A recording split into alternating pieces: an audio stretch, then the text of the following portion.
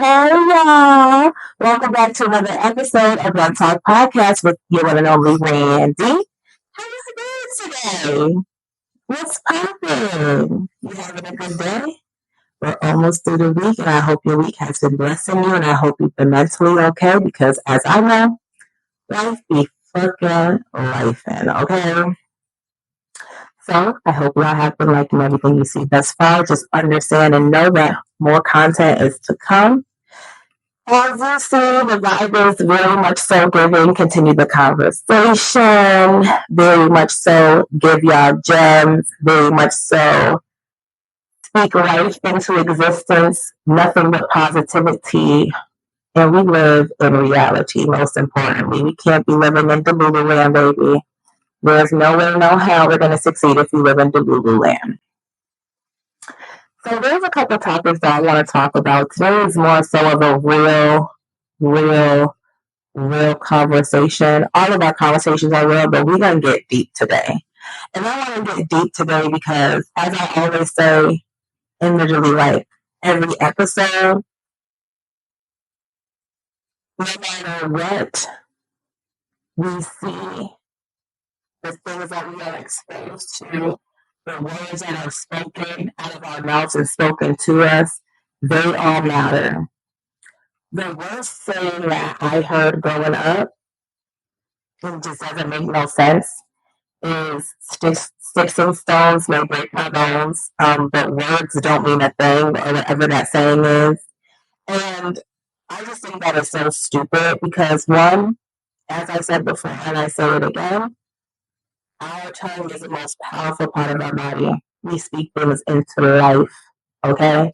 So when someone is saying things that could offend you, hurt you, or just not beneficial or conducive to your growth, I don't want to say it affects you every day, but subconsciously there's your little voice in the back of your head that hears those things, and it's sort of kind of like, it resonates with you, and it could mess up your psyche, it could mess up how you view things. And although you may not notice it, I feel like subconsciously it can definitely affect you, right? So today, I want to talk about entitlement. I want to talk about the stereotype that we see as you know, as women, and like how those stereotypes, like how they come and derive from, again, as I always say, childhood trauma. So I know you're thinking about like entitlement. Where does entitlement fit in with this topic, right? So last week we talked about spiritual ties, speaking things into existence, the tongue being powerful.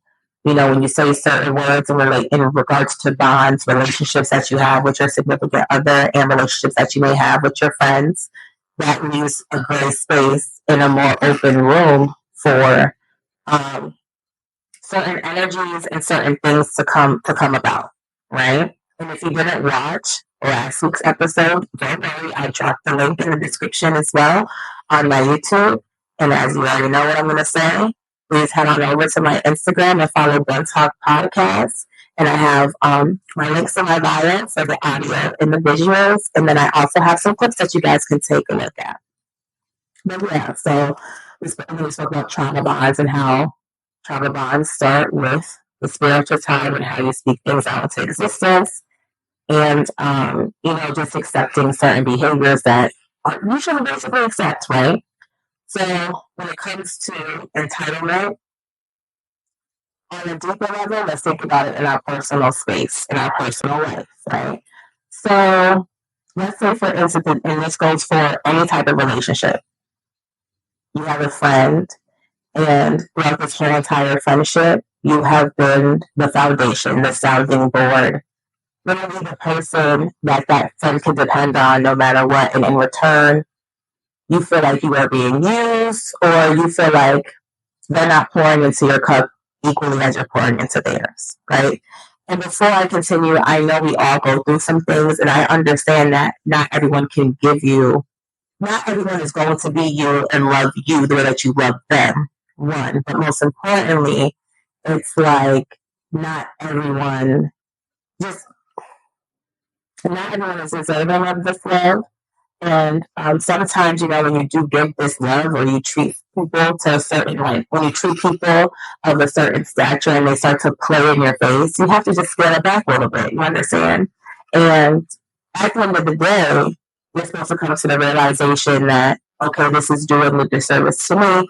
Let me remove myself because now I'm unhappy, or this just isn't fulfilling me anymore. My cup is not overfilling and it's not overflowing.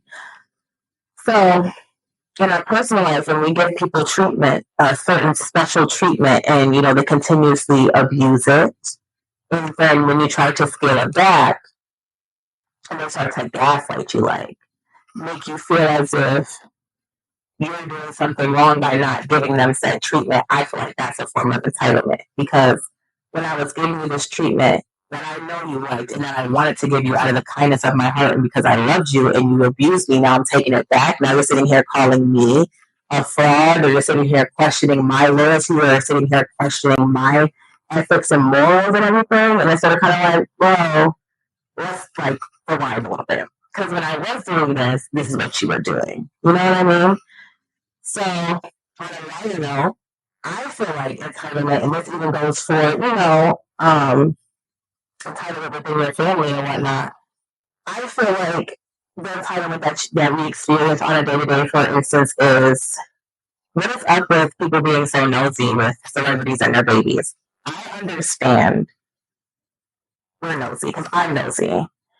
But also, me being a mom, I sort of kind of understand the secrecy that you want to have. And I couldn't imagine being in a light where, we're in a nasty world and people instantly attack you for everything that you do. Like, your life is from a microscope. And it's like, you see, like, social media sometimes tears down relationships when it comes to social media. You see it causes beef between rappers. You see that it's just sometimes not a nice place.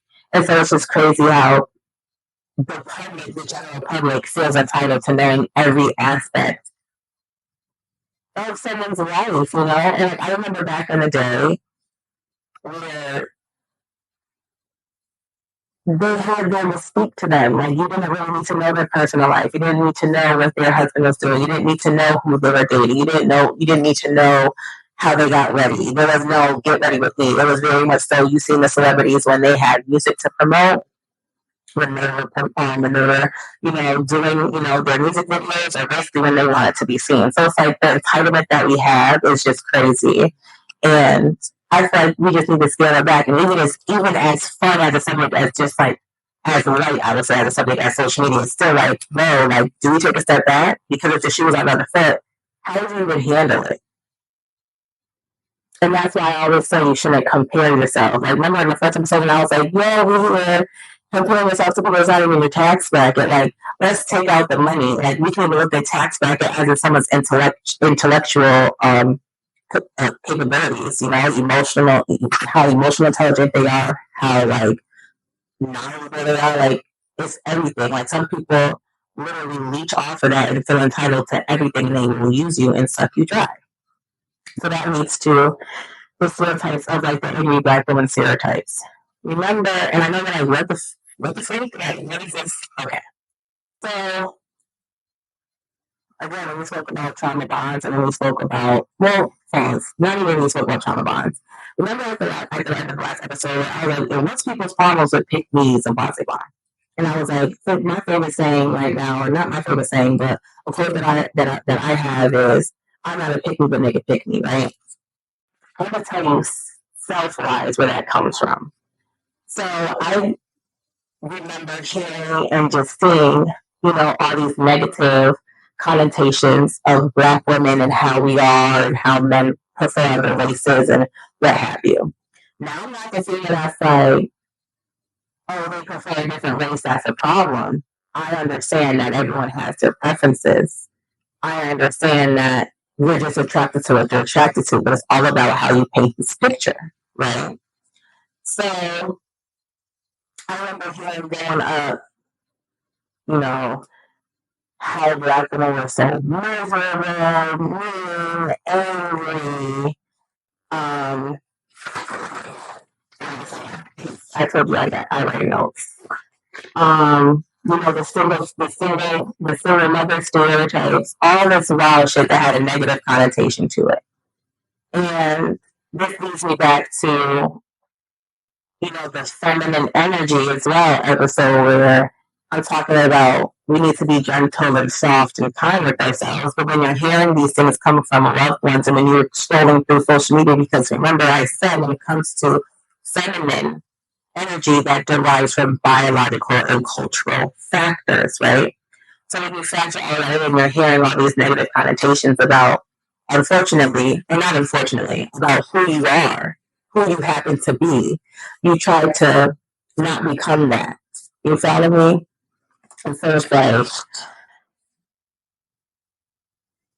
one of the stereotypes that I particularly always remember hearing is them being so angry, nagging, masculine.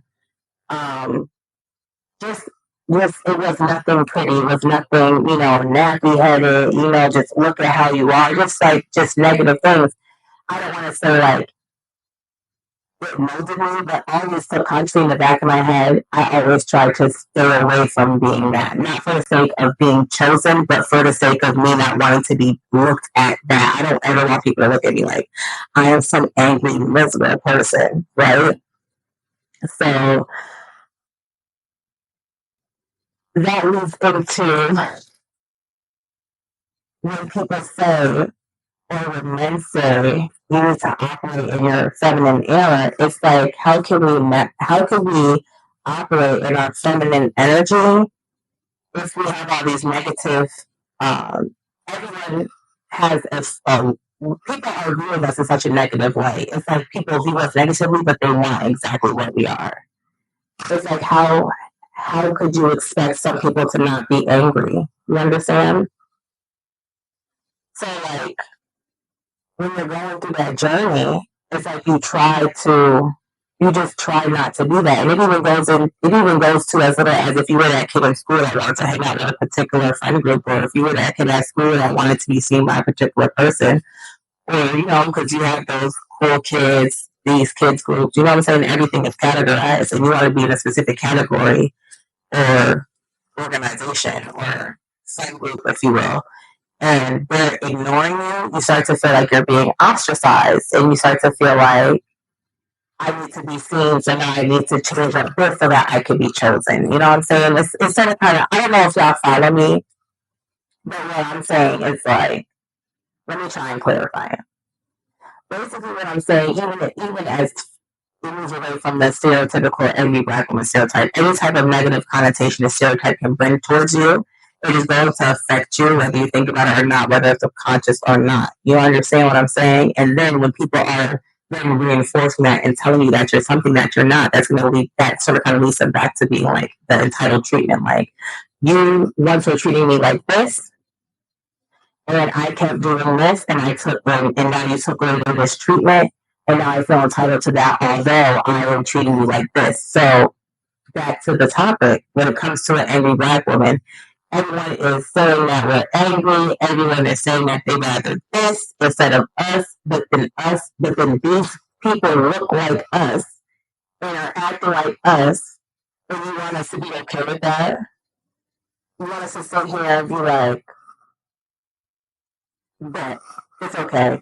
And I know it's like, I know, and I'm sorry I'm saying like a lot, but it's like I want to convey the message the right way. It's like I really do.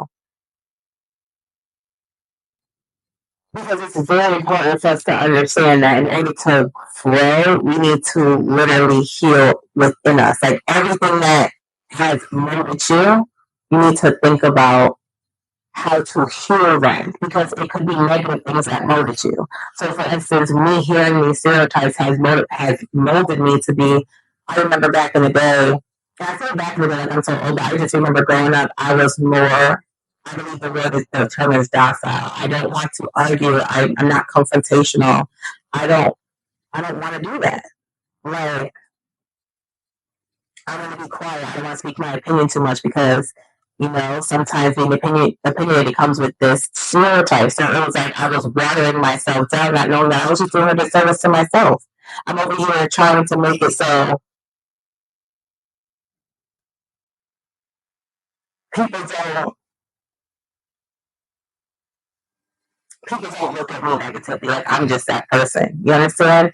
And like a biggest part of me, even like another stereotype that I was like, I was falling into was like, the single mother stereotypes. We all know when we scroll social media back like 3, 4 years ago, Kevin Samuels was popping. R.I.P. him. And although some of the things that he was saying, I understood because that was his experience, but it was still, it sort of kind of hurt a little bit because it's like, boom, the single mother stereotype. Unfortunately, at the time, I was a single mom, and I was like, oh my god, I fell into a who the fuck is gonna want me? I'm a single mom, like what the hell? Like it used to make me so sad. It used to make me so sad, and I had to come to the realization, and that's when I had to literally tune out social media. That you know what, that is just his truth. He's speaking his beliefs, and it's my part to speak my own belief and to really understand that no matter what my situation is, I am worthy. It's just it's crazy how little things and how simple words that people say with the shoe fit, wear it. Lace that bitch up, wear it. And it's like, unfortunately, the topic that he was talking about, just the single topic, single motherhood. You feel me? And how people portray themselves and things like that. I happened to fit in that. And I was like, damn, this is how people really view you. You feel me? Like, this is how people really feel. Wow, like, now what about me? Like, what's going to happen to my future if people feel like this? Like, I can't help the situation I'm in. Like, and I know people are saying, oh, you could have helped the situation that you were in. You could have made better decisions, wiser decisions. But as I always tell you on my platform, you never truthfully know. You never put it together. You never know. And so that's just a part of my story, and that's what happened. But this goes back to the first quote in the beginning of the episode. Sticks and stones may break my bones. Sticks and stones may break my bones, but words will never hurt me. It's like a lie. I call bullshit because that is a lie. Like, although the words may not hurt me, they stick with me. And although in the moment I'm acting and responding okay, deep down I'm still thinking about that. If you're saying that I am a certain way and deep down I know I'm not a certain way, I'm going to start questioning, am I that way? It's going to be like I have to now sit with the reflection that I'm looking at to make sure that I am still okay with the reflection that I see. So this was just heavy on my mind to talk about today because I really just want us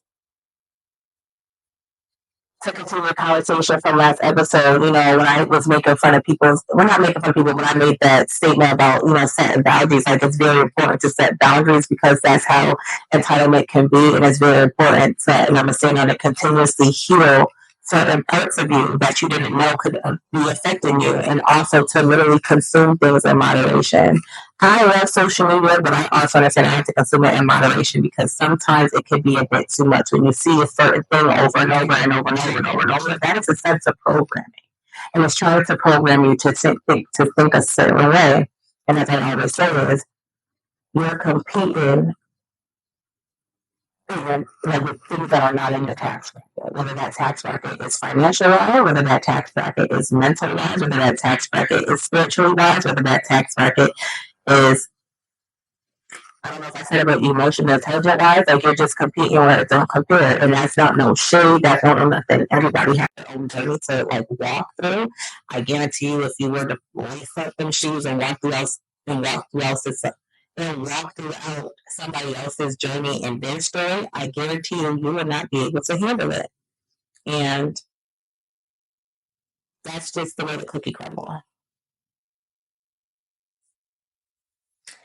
Hope y'all enjoy this episode. We had to get deep real quick. I just wanted to chop it up with y'all. This was heavy on my spirit, and y'all deserve to hear about it. If y'all agree with what I was saying, please don't forget to like, comment, and subscribe. Even if y'all don't agree, don't forget to like, comment, and subscribe. Also, please follow my Instagram @_Talk Podcast and join the conversation. Also, please let me know any topics that you would like to talk about. I'm always here for doing my research and just letting y'all know my opinions on things. As I always say, I think things very deeply. I don't just to put things at a surface level. And I also, during my healing journey, I'm trying to heal my inner child. I'm trying to heal my inner child from my children. I'm trying to heal my inner child from myself because to get to the next level, I need to be sure that I am healed so I don't make the same mistakes and I am aware and I don't allow who I feel I am to be led astray. You feel me? You do. But yeah, like, comment, and subscribe. Randy out.